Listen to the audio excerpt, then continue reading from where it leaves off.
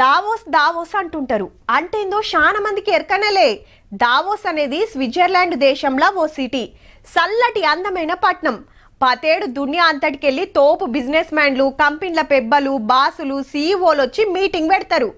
ఆడికి అన్ని దేశాల లీడర్లు పోయి మా కాడ పెట్టుబడి పెడితే అంత ఫాయిదా ఇంత ఫాయిదా అని ఎరక వేస్తే వాళ్లకు నచ్చితే సరే అని అగ్రిమెంట్లు వేసుకుంటారు. మనోళ్ళగిన గదే పని మీద పోయిర్రన్నట్టు.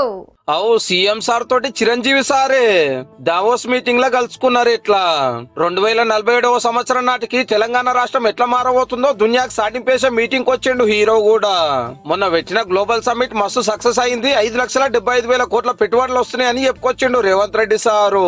టాటా కంపెనీల చైర్మన్ చంద్రశేఖర్ సార్ తోటి మీటింగ్ నడిస్తే మూసి ముద్దుగా చేస్తానికి, స్టేడియాలు కట్టిస్తానికి, హోటల్ పెట్టేస్తానికి ముంగట్టుకొచ్చిండు. అట్లనే 6,000 కోట్లతోటి రియాక్టర్ పవర్ ప్లాంట్ అంటే కరెంటుకు సంబంధించిన కంపెనీ తెలంగాణలో పెట్టే అగ్రిమెంట్ అయ్యింది.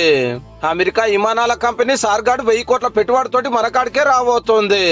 కంప్యూటర్లు, ఏఐ టెక్నాలజీకి సంబంధించిన బ్లైజ్ కంపెనీ వస్తున్నది.